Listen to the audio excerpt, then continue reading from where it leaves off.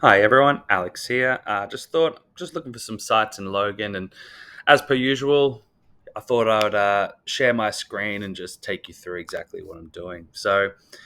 I found this one at 64 Anchusa Street in Kingston.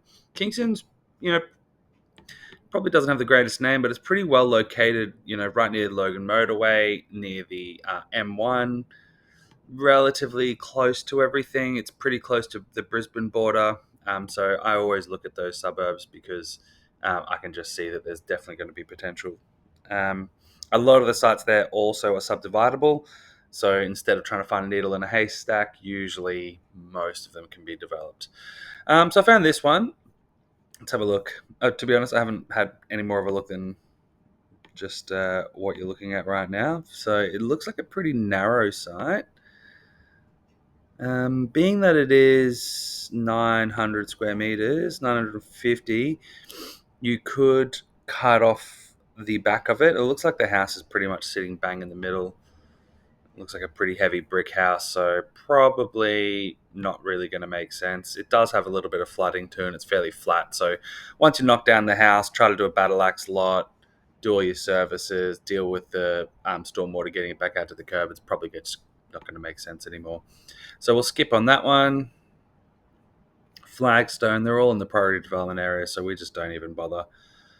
Logan Lee Road, Slacks Creek. I mean, this could be interesting. A bit of that area does flood. Um, so let's see if we can. What I'll do. Usually, I like to just get a couple up. Oh, this one looks interesting. We've done a few. Actually done a few developments on Blue Gum Drive. All right, let's have a look at that first one. 4762478 Logan Lee. There it is. Yep, that looks ugly. Rural residential park living. That zone basically means I think the minimum lot size is 1,000,000 square meters. So goodbye. 50 blue gum. Very interesting.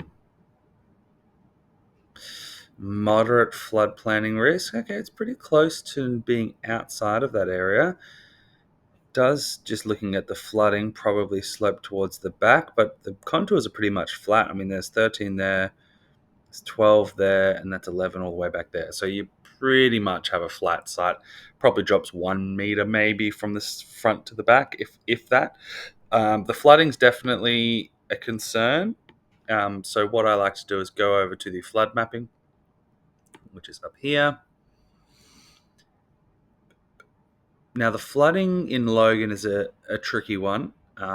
They basically tell us not to rely on their flood modeling, which is hilarious because what else are we meant to rely on? But I always go to this flood scenarios tool and actually see where that 1% AEP, which is the annual exceedance probability.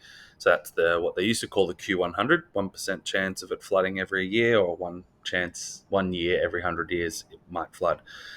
That is considered the defined flood event level.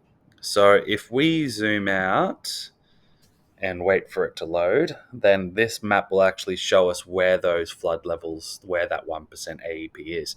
And if that level is absolutely nowhere near the site, then you can all not ever safely assume, but you can rest a little bit easier knowing that the site doesn't actually flood. And despite being in a moderate risk area, you should still be able to subdivide it. The benefit of knowing this information is a lot of people will just look at that and go moderate flood risk, not a go up, and move on to the next one.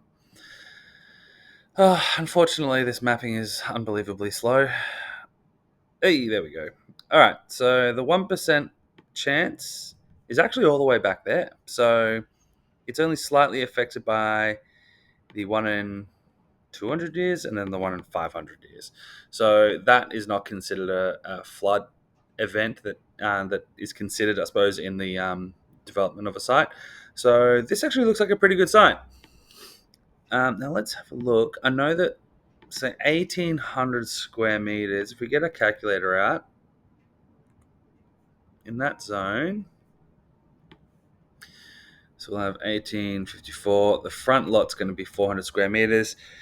So that leaves 1454 left. Now the minimum lot size behind that is 500.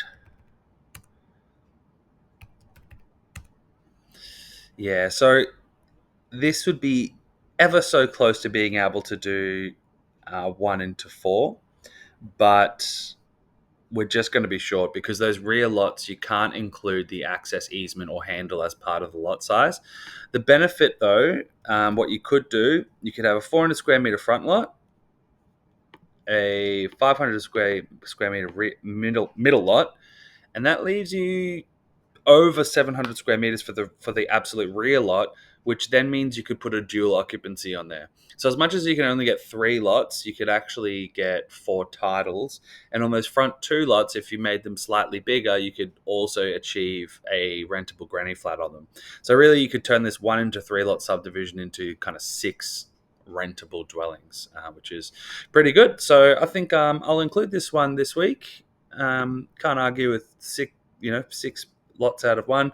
We've done a lot of development applications along Blue Gum. There's one there that actually looks like they've done exactly what I'm talking about.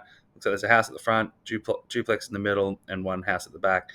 So it seems like there's money to be made if you can obviously get it at the right price. All right, let me know if you have any questions. I've also just put a link up to everyone this week for our webinar, which we'll be having next Tuesday, 30th of July. And we'll have Shane from Pembroke talking all things construction for subdivisions. So definitely not one to miss. All right, thanks.